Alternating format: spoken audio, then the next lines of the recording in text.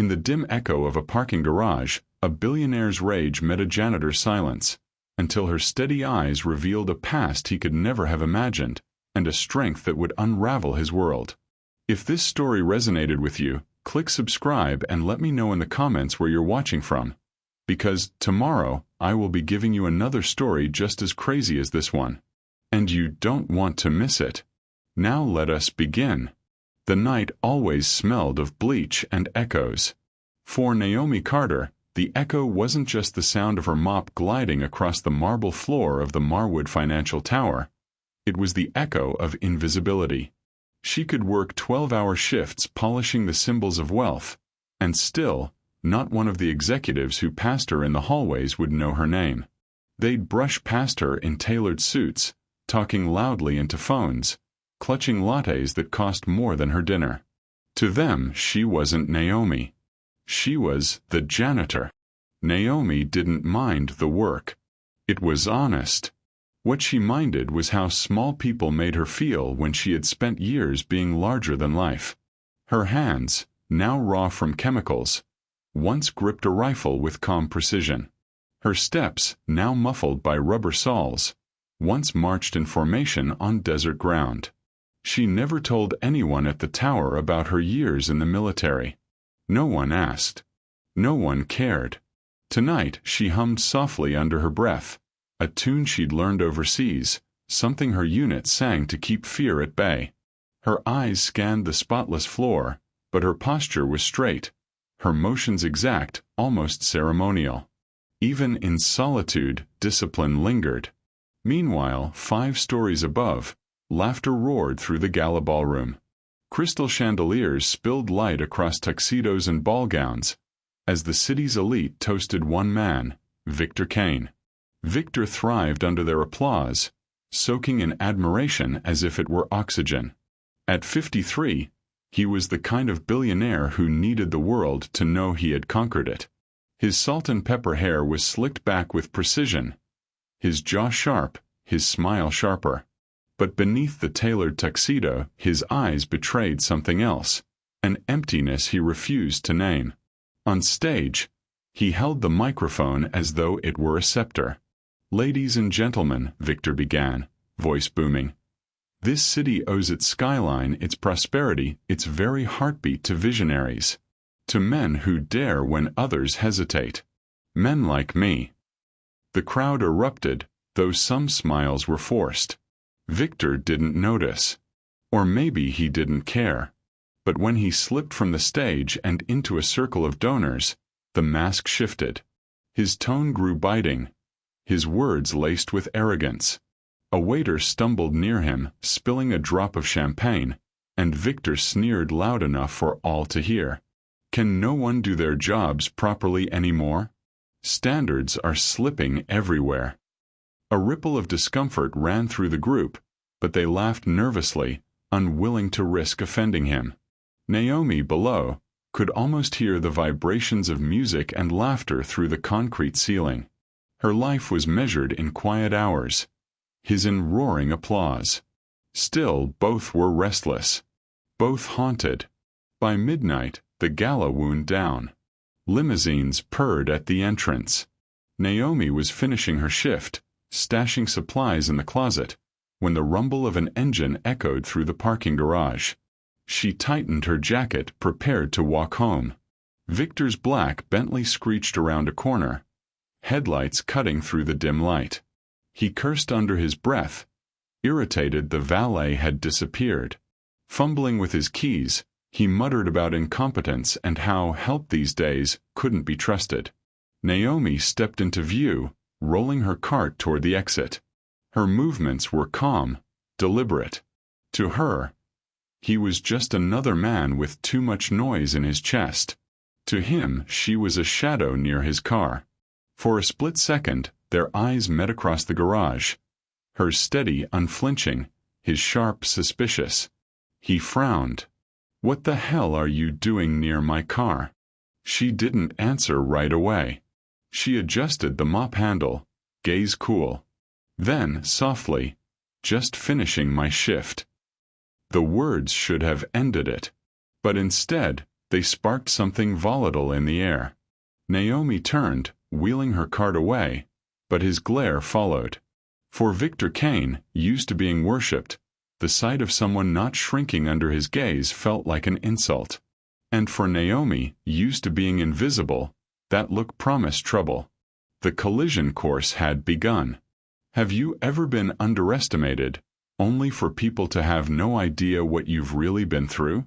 Share your thoughts below. I'd love to hear your stories. The hum of the parking garage was steady, broken only by the faint buzz of a flickering light overhead. Naomi pushed her cart slowly toward the elevator, trying to ignore the thunder of the billionaire's footsteps closing in behind her. She didn't need this. Not tonight. Not ever. Hey! Victor's voice cut through the concrete silence like a whip. I asked you a question. Naomi stopped, her hand tightening on the cart's handle. She turned halfway, meeting his glare with calm eyes. And I answered. I'm just doing my job. Victor strode closer, his polished shoes echoing like gunshots on the floor. His Bentley loomed behind him, sleek and black, a symbol of everything he thought he was. He stopped a few feet from her, jaw tight, eyes narrowed. You're too close to my car, he said. Don't think I don't know what goes on in places like this. Janitors, cleaning staff, always hanging around, waiting for an opportunity. I won't have it. Naomi blinked once, slow. Waiting for an opportunity to what? Mop the floor. The sarcasm was mild, almost invisible, but to Victor it landed like defiance. His chest swelled. Don't get smart with me. You're lucky I don't call security right now. Naomi said nothing. Silence had been her armor for years. She simply stared at him, not with fear, but with something steadier, something he couldn't name. And that was what unsettled him. Most people fumbled, stammered, groveled when he raised his voice. But this woman, this janitor, she just stood there, holding her mop like a soldier with a spear. Victor stepped closer, invading her space. You think I won't? I could have you fired before the sun comes up. People like you don't last long in my world unless you learn your place. For a heartbeat, Naomi considered walking away.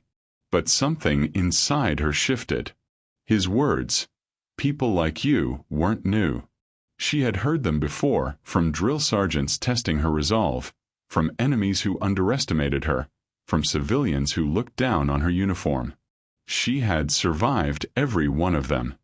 And she would survive him. Her voice came out calm, deliberate. You don't scare me. The words hit Victor harder than he expected. He scoffed, but the sound was hollow. Don't flatter yourself. I don't waste time scaring janitors. Naomi took a step forward. Her movements were measured, controlled. Her eyes locked on his, steady as stone. No, you waste time proving to everyone how important you are. Even in an empty garage. The silence that followed was heavy. Victor's jaw clenched, his hand balling into a fist before he realized it. He wasn't used to this. He wasn't used to being seen through, stripped down by someone who had nothing. For a split second, something unfamiliar flickered in his chest. Fear. He masked it with anger. Watch your mouth. Naomi didn't flinch. She tilted her head slightly, scanning him the way she once scanned hostile terrain. Do you really think yelling at me makes you powerful? That question landed sharper than any insult. It hung in the cold air, daring him to answer. Victor lunged, not with a punch, but with the sudden grab of her arm, his grip meant to intimidate, to reassert dominance. But in one fluid motion, Naomi twisted. Her training kicked in like muscle memory. A sharp pivot, a precise strike to the wrist, and his grip broke instantly. His keys clattered to the floor, echoing across the garage. Victor stumbled back, stunned. Naomi stood tall, her breathing calm, her eyes unshaken. For the first time, he saw not a janitor but something far more dangerous. A soldier. A warrior. Her voice was quiet, but it carried weight. "Don't ever put your hands on me again." Victor's chest heaved, torn between fury and disbelief. He wanted to scream, to lash out, but his body betrayed him, adrenaline flooding, hands trembling. Naomi bent down, picked up his keys, and held them out. "You dropped something." The gesture was simple, but the subtext was sharp. "I could have destroyed you. Instead, I choose not to." Victor snatched the keys. His face flushed red. "You'll regret this," he spat, though the words quivered more than he intended. Naomi turned away, her cart squeaking softly as she pushed it toward the exit. "No," she said over her shoulder, her voice even. "You will." The words lingered long after she disappeared into the elevator. Victor stood frozen beside his Bentley, his reflection staring back at him in the polished black paint. For the first time in years, he wasn't in control. He wasn't feared. He was shaken. And he hated it. Yet beneath the hate, something else gnawed at him, an image he couldn't shake. The look in her eyes. The steadiness of her stance. The certainty that she wasn't afraid. He didn't know it yet, but that moment in the parking lot would unravel him more than any deal gone wrong, more than any scandal. Because for the first time, Victor Kane had met someone he couldn't buy, bully, or break. And for Naomi Carter, the soldier she had buried deep inside had just stepped back into the light. Have you ever had a moment where someone underestimated you, and you proved them wrong without even trying? Tell me about it in the comments. Your story might inspire someone else tonight. The city's skyline glittered against the night like jagged teeth, but Victor Kane saw none of it. He sat alone in his penthouse, whiskey glass untouched, his mind circling the same image over and over. Her eyes. That janitor. That woman. Standing firm against him when no one else dared. He wanted to laugh it off, to dismiss it as nothing more than a fluke, but the memory clung to him like smoke. He could still feel the sting in his wrist where she'd broken his grip. No one had ever done that to him. He poured the whiskey anyway, forcing the burn down his throat. She's nobody, he told himself. A janitor. Forget it. But forgetting felt impossible. Naomi, meanwhile, stood at her bathroom sink in her small apartment, scrubbing her hands harder than necessary. The smell of bleach clung to her skin no matter how much she washed. She stared at her reflection in the cracked mirror. Stupid, she whispered to herself. Not for standing up to him. She didn't regret that.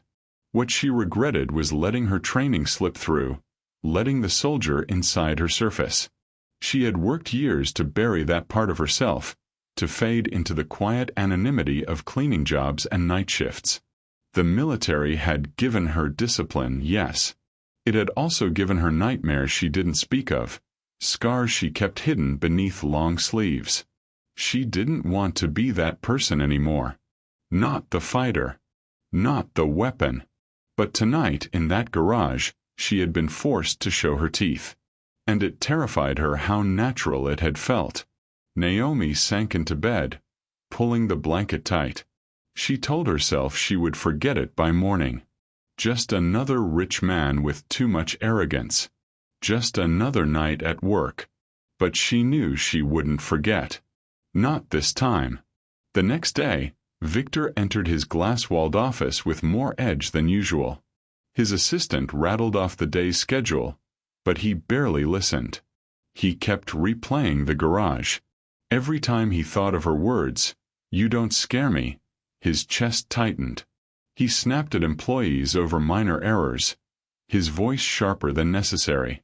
In the boardroom, when someone questioned a projection, he slammed his fist on the table. "Do your job or I'll find someone who can." Whispers spread quickly. Kane was in one of his moods again. But this mood felt different. Less controlled, more raw. One executive muttered as Victor stormed past, "Man needs a vacation." Victor heard it, and for once, he didn't bark back. He just walked faster, unsettled by the truth of it.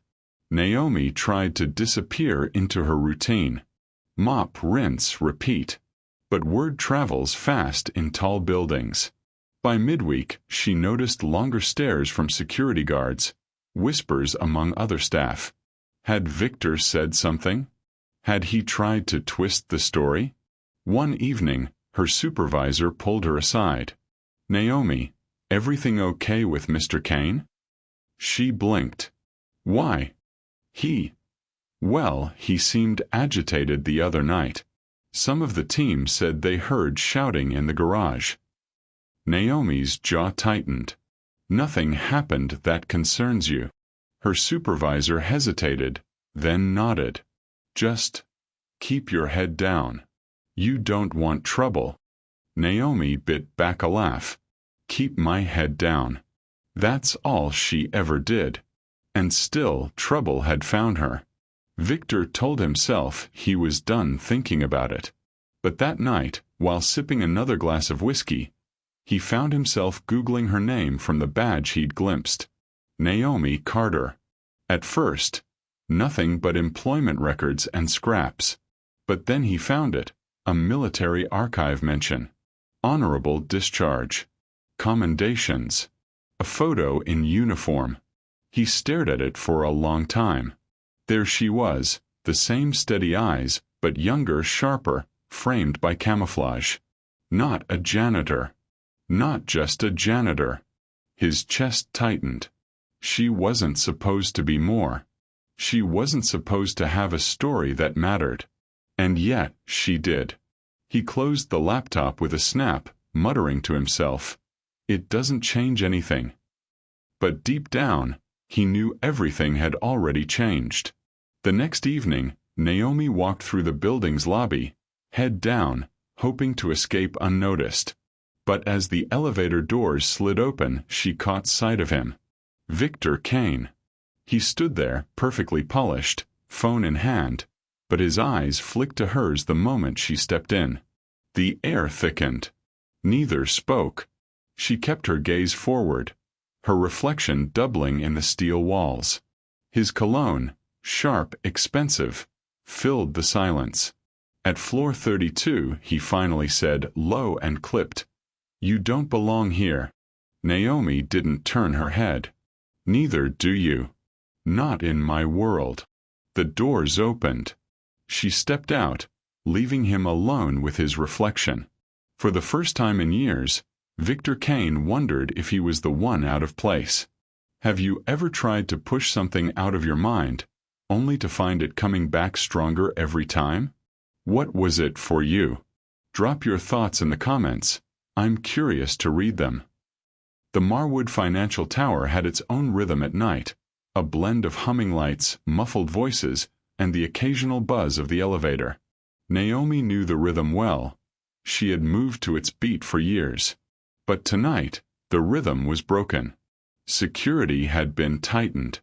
2 guards lingered near the entrance, and whispers drifted among the staff. Something had happened, an incident. Naomi didn't need details. She had lived long enough to know when powerful men were trying to control a narrative. She kept her head down, but her gut told her the trouble had a name. Kane. Victor Kane was used to shaping worlds with money. If he wanted a headline buried, it vanished. If he wanted someone fired, they were gone before lunch. But the garage incident had left a crack in his fortress of control. Word had spread among staff, then trickled to investors. His board demanded answers. So Kane did what he always did. Pretended. Nothing happened, he said at the meeting, brushing off questions with a smile. Some janitor startled me. Overblown gossip. Focus on the numbers. But the gossip lingered. And worse, people began to look at him differently. Not as invincible, but as human. That night, when the board ordered a security review, Victor insisted he personally oversee the matter. which meant standing in the lobby at 11 p.m. when Naomi clocked in. Their eyes met the moment she entered. Naomi's cart squeaked across the marble floor, her jaw tightening when she realized he was waiting. She thought about turning back, about walking out and never returning. But she needed the paycheck. And walking away would mean letting him win. Victor, leaning on the marble desk, straightened. His voice was smooth, but the tension beneath it was sharp. "Ms. Carter." Naomi pushed the cart closer, refusing to stop. "Mr. Kane." The guard at the desk shifted uncomfortably, sensing the weight in the air. "You two know each other?" Victor's lips curled faintly. "We've crossed paths." Naomi kept her eyes on the elevator button. Briefly. The elevator dinged. She stepped inside. To her dismay, Victor followed. The doors slid shut. Naomi gripped the mop handle tighter, the air between them electric with unspoken words. His cologne was stronger in the small space, mixed with the faint scent of floor cleaner from her cart. Victor broke the silence first. "You've caused quite the stir." Naomi's laugh was short, bitter. "Me? Or the fact that someone finally stood up to you?" He bristled. "You think I'm afraid of you?" Her gaze flicked to his wrist, where a faint bruise lingered. "Your body says otherwise." His jaw clenched, but he didn't reply. The elevator stopped at floor 21. Neither moved. The doors closed again, trapping them in longer silence. Later that night, fate bound them even tighter. A fire alarm shrieked, echoing through the tower. Lights flashed, sprinklers sputtered. Staff scrambled, guards shouted directions.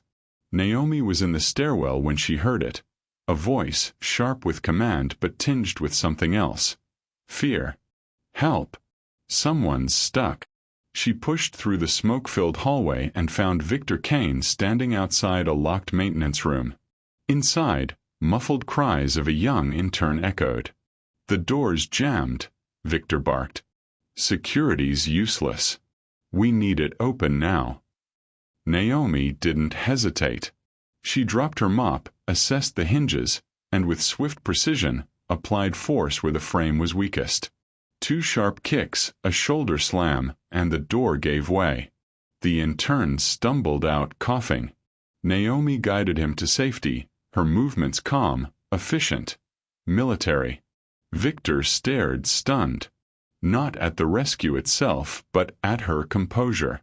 The building could have been collapsing, and still she moved like someone who'd done this before. When the chaos subsided and the fire was declared a false alarm triggered by faulty wiring, Victor found her again in the quiet lobby. "You didn't even flinch," he said. Naomi shrugged, wiping her hands on her uniform. "Wasn't the first time I've seen smoke." He studied her, curiosity flickering where arrogance once lived. "You were military." She didn't confirm, didn't deny, just held his gaze. "I'm a janitor." But he knew better now. The forced proximity continued over the next week. Kane's security review required late nights, and Naomi's shifts overlapped. Meetings in the lobby, silent elevator rides, unplanned encounters in the garage.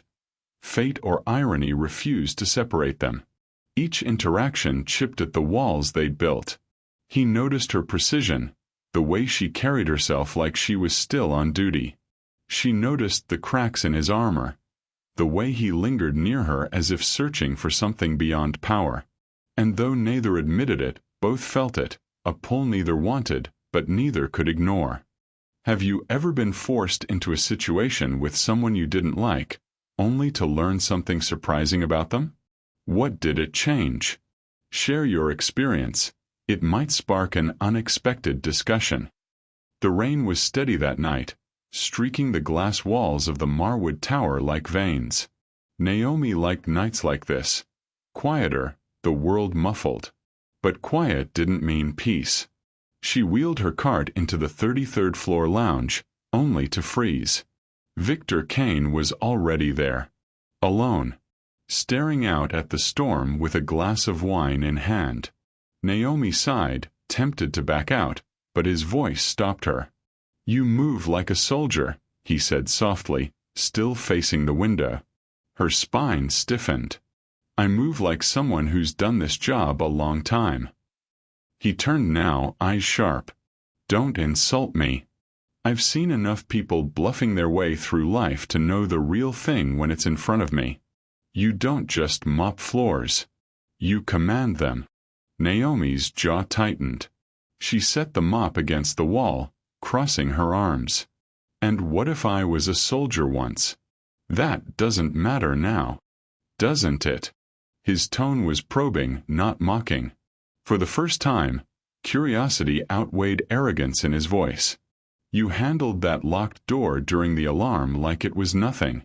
Normal people freeze. You didn't even blink."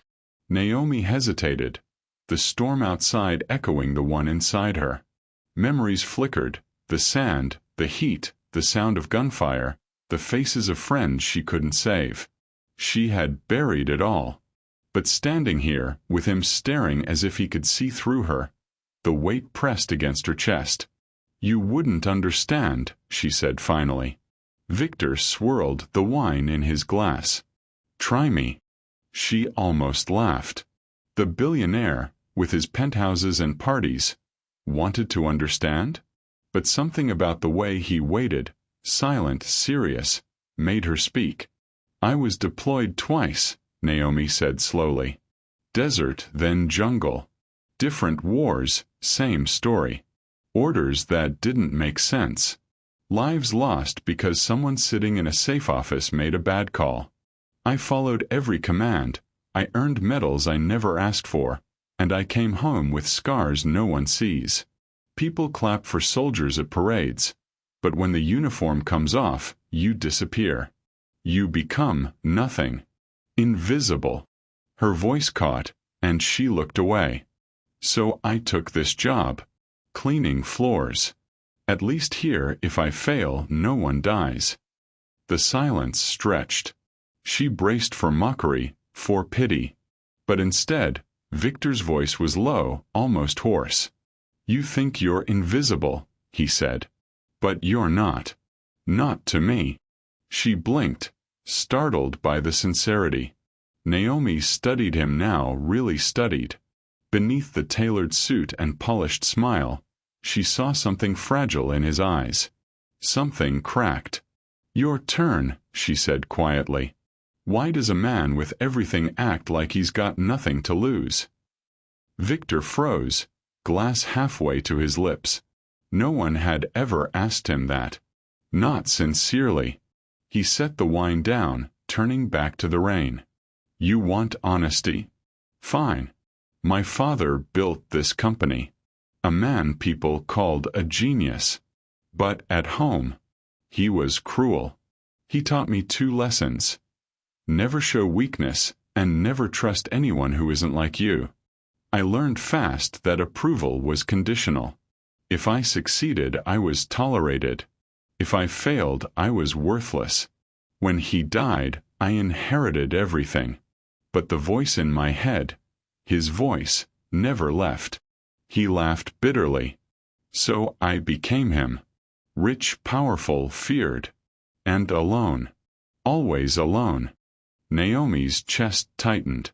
The arrogance, the cruelty, suddenly it had context. Not an excuse, but an origin. "You hide behind your father's ghost," she said softly. "And you hide behind your mop," he shot back.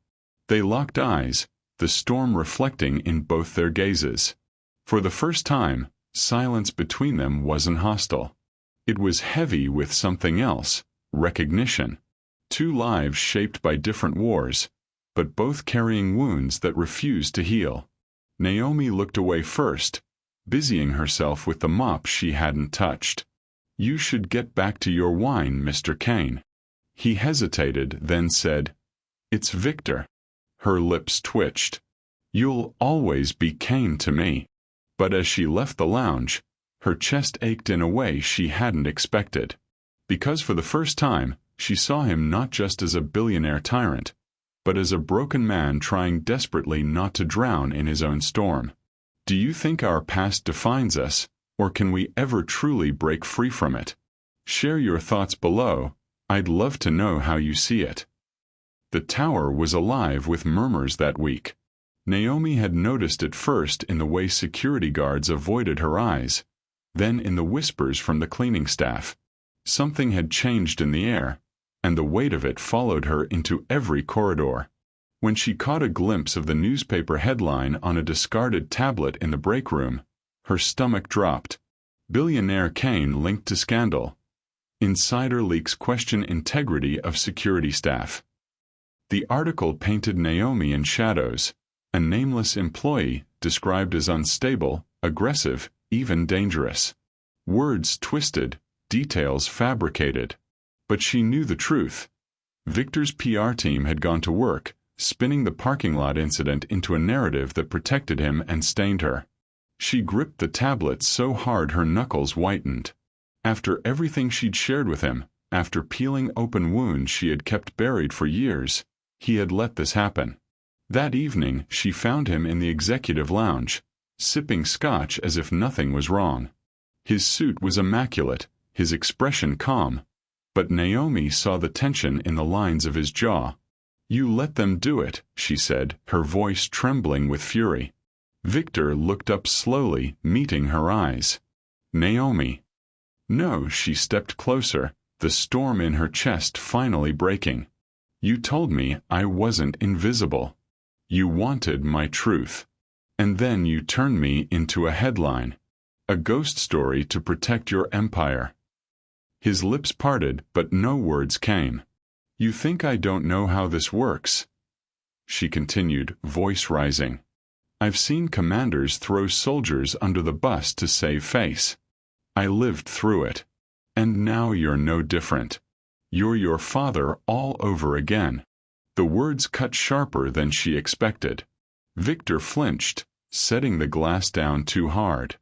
"You don't understand," he said, voice rough. "If I don't control the story, I lose everything. Investors, contracts, the company. Everything." Naomi snapped. "You mean your money? Your image? What about mine? Do you know what this will do to me? To my job? My life?" He stood now, towering over her, but his height didn't intimidate her. She had faced men twice his size on battlefields. His power meant nothing. "Damn it, Naomi, I can't just throw away my legacy for you," he shouted. The words hung between them like shrapnel. Her breath caught, chest heaving. In those few syllables the truth was laid bare. He had never truly seen her. Not as equal, not as worthy of sacrifice. She was just another piece on his chessboard. Naomi's voice broke as she whispered, "Then you don't deserve me." She turned, her footsteps echoing across the marble. Each step felt heavier than combat boots, heavier than war. Victor didn't follow. He stood frozen, throat tight, every instinct warring inside him. He wanted to call her back, to tell her she was wrong. But the truth was too loud in his ears. She wasn't.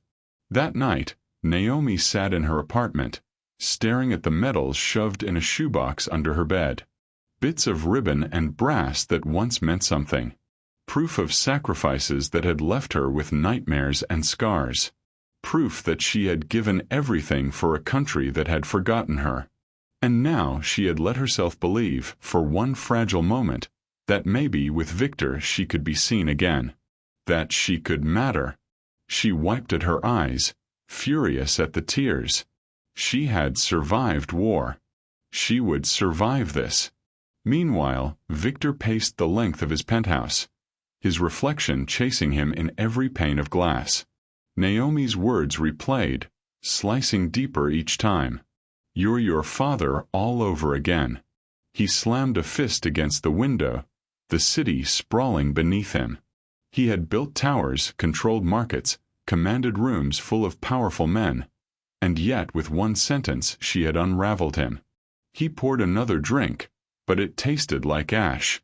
For the first time, his wealth felt like chains, his empire like a prison. And for the first time, he wondered if he had destroyed the only person who had ever truly seen him. The next morning, Naomi didn't show up for her shift. Her supervisor called her twice. She didn't answer. Victor noticed immediately.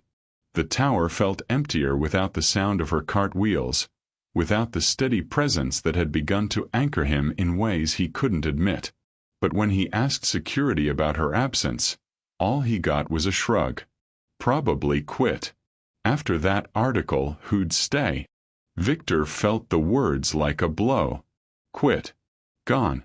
And he knew, if he didn't make a choice soon, she wouldn't just leave the tower. She would leave his life forever. Do you think people can truly change, or do they always become what their past made them? I'd love to hear your take in the comments. Naomi sat on the fire escape outside her apartment, the city's neon glow painting her skin in fractured colors. The night air was cold, but it cleared her head. She cradled a chipped mug of tea in both hands, staring at nothing. For the first time in years, she'd allowed someone past her walls. She'd spoken her truth, revealed scars she usually kept buried. And Victor Kane had shattered it all with one choice, one sentence. I can't throw away my legacy for you. Her jaw clenched. She had survived betrayal before. Commanders who abandoned their soldiers, politicians who abandoned their promises. She would survive this. And yet, beneath the anger, a question gnawed at her. What if he meant it? What if he could change? She hated herself for even considering it. But his face haunted her, not the arrogant mask he wore for the world, but the flickers of vulnerability she'd glimpsed when he spoke of his father. She had seen the boy still trapped inside the man. Naomi set the mug down hard enough to crack the handle. No more, she whispered to herself. No more saving men who don't want saving. But even as she spoke the words, her chest ached with something dangerously close to longing. Across the city, Victor Kane stood in his penthouse, staring at his father's portrait on the wall. The man's steely gaze glared down at him, just as it had when Victor was a boy. You're weak, he imagined the voice saying. Letting some janitor rattle you. Love is weakness. Vulnerability is death. Victor's hands balled into fists. For years he had lived by that creed. It had made him rich, powerful, feared. But what had it cost him? He thought of Naomi's words. Then you don't deserve me. The truth was unbearable. She was right. He didn't deserve her. Not yet. But for the first time Victor wanted to. He poured his drink down the sink and sat in the silence. No phone calls, no meetings, no distractions. Just the echo of his own emptiness, and the faint, fragile possibility that he could become more than his father's shadow. The following evening, Naomi returned to the tower, not to work, but to collect her things. She moved through the halls like a ghost, her cart rattling softly as she emptied her locker. She told herself she wouldn't see him, wouldn't even look. But when the elevator doors opened, there he was. Victor. Alone. No guards, no entourage. Just a man in a dark coat, eyes heavy with sleeplessness. They froze. Naomi, he said quietly. Her heart lurched, but she forced her voice steady. Don't say my name like it matters to you. It does, he said, stepping closer. More than anything. She shook her head. You had your chance. You chose your legacy. I chose fear, he admitted, his voice breaking. The only language I've ever known. My father built me that way. But when you walked out, I realized I'd rather lose everything than lose the one person who ever saw me. Naomi's throat tightened. The words struck deep, but wounds weren't healed with apologies alone. You think one speech makes it better? That you can erase what you let them say about me? My name, my dignity. I'll erase it, Victor cut in. His eyes blazed with something raw. I'll call every journalist, every board member, every investor. I'll tell them the truth. Not just about the garage, about me. About who I've been. Even if it destroys me. Because you were right, Naomi. If I can't stand for something real, I don't deserve you. Or anything. Silence thickened between them. Naomi searched his face, looking for the cracks, the arrogance, the lies. But what she saw instead was a man trembling on the edge of change. Not perfect, not healed. But willing. Her chest ached. She wanted to believe him. God, she wanted to. But trust wasn't built overnight. You want to prove it, she whispered. Then prove it. Not with words. With actions. Victor nodded, his shoulders sagging with relief. Give me the chance. Just one. Naomi didn't answer right away. She turned, walked past him, and pressed the elevator button. As the doors opened, she looked back once. I don't save men anymore, she said softly. Save yourself. Then we'll see. The doors slid shut. Victor stood alone in the lobby, heart pounding. For the first time in his life, there was no deal to close, no empire to command. Just a choice, remain his father's son or become his own man. And for once, he knew exactly which path he had to take. Do you believe people can earn back trust after breaking it? If so, what does it take? Share your thoughts in the comments.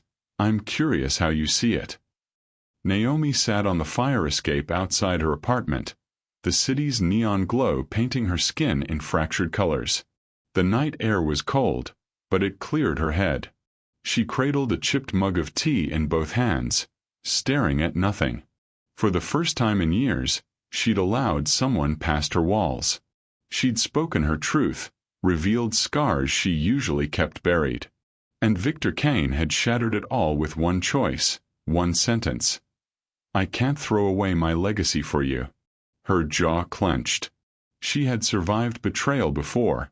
Commanders who abandoned their soldiers, politicians who abandoned their promises.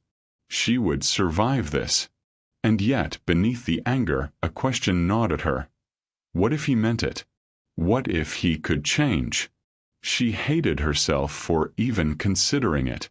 But his face haunted her, not the arrogant mask he wore for the world, but the flickers of vulnerability she'd glimpsed when he spoke of his father.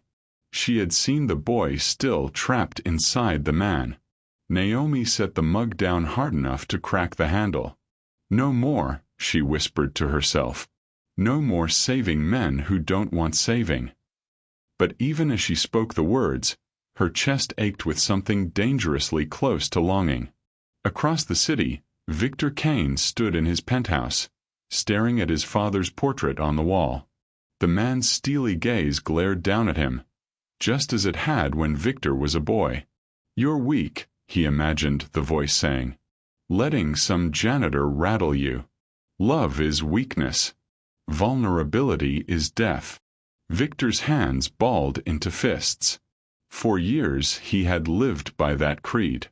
It had made him rich, powerful, feared. But what had it cost him? He thought of Naomi's words. Then you don't deserve me. The truth was unbearable. She was right. He didn't deserve her. Not yet. But for the first time Victor wanted to.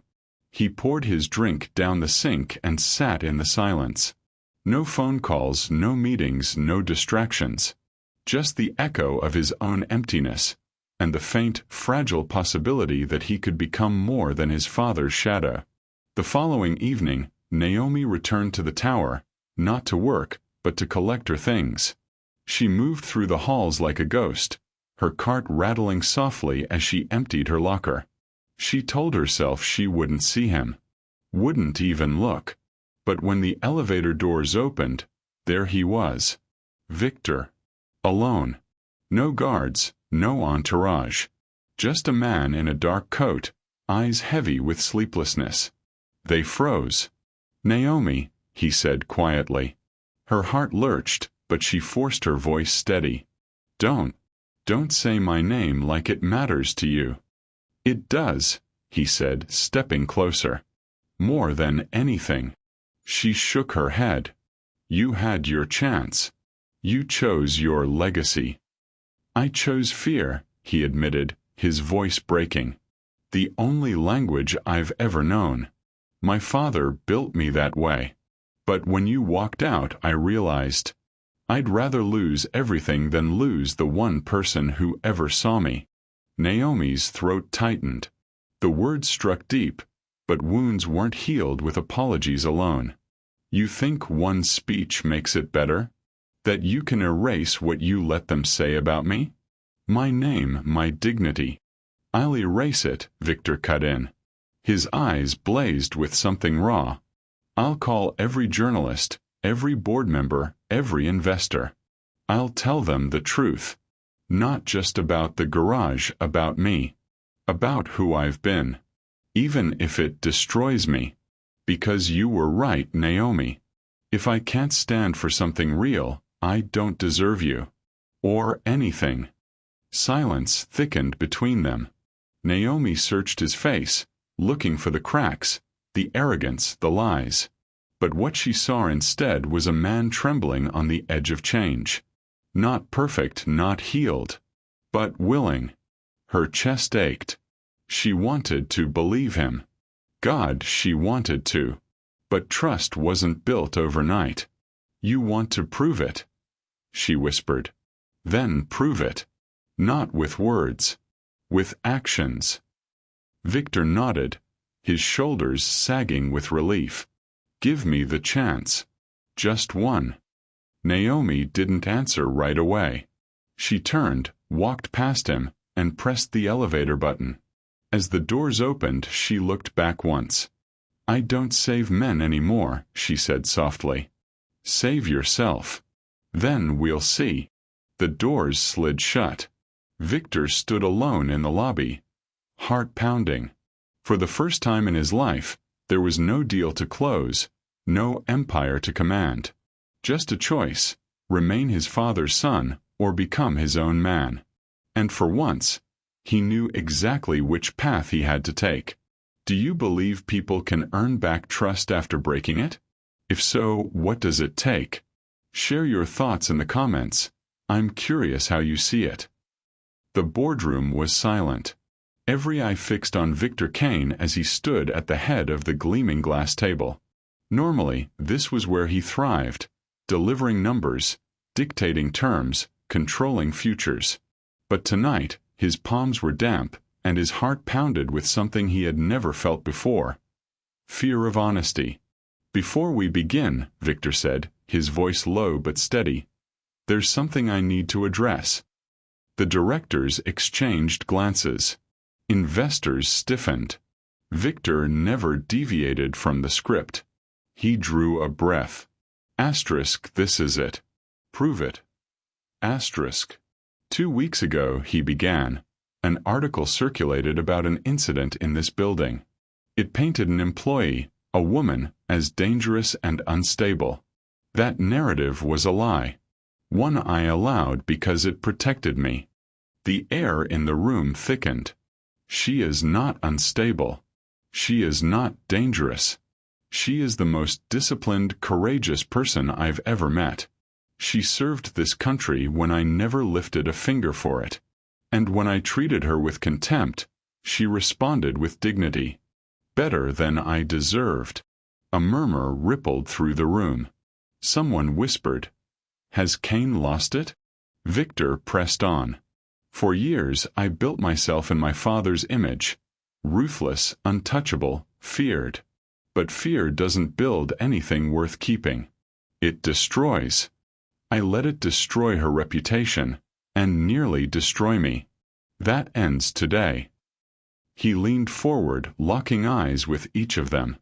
"If you want a CEO who values image over truth, fire me now. If you want a leader who hides behind lies, I'm not your man." But if you want someone willing to burn down the facade and build something real, then you'll stand with me." Silence. The kind that could crush a man. Then, slowly, one board member clapped. Another joined. Not all, but enough. Victor exhaled. It wasn't victory, not yet. But it was a beginning. Naomi heard about it the next morning. She hadn't planned to. She had planned to sign the termination papers her supervisor left on the desk, collect her final paycheck, and walk away from Marwood Tower forever. But when she opened her phone, the headline caught her eye. Victor Kane exposes scandal. Defends employee maligned by PR spin. She read the article 3 times. His words were quoted, not perfect, not polished, but raw. Real. He had risked his reputation, maybe even his empire, for her. Her hands trembled as she set the phone down. That night, she found herself walking into the parking garage. The same one where it had all begun. The concrete echoed under her boots, the air cool and sharp. And there he was. Waiting. Alone. No suit, no entourage. Just Victor in a plain shirt and slacks, leaning against the same pillar where he had once hurled insults at her. Naomi stopped several feet away, arms crossed. "Brave speech," she said flatly. He straightened. "It wasn't brave. It was overdue. You could have lost everything." "I already had," he said softly. His eyes met hers unguarded. "The moment you walked away." Naomi's breath caught, but she masked it with a scoff. "Words, Kane. Always words." "I know," he said, stepping closer. "Not too close. Careful. That's why I didn't just say it.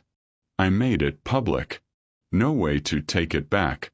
No spin to hide behind. The truth is out there now. And I'll keep proving it however long it takes." Naomi studied him. His voice shook, but he didn't look away. For once, there was no arrogance in his posture.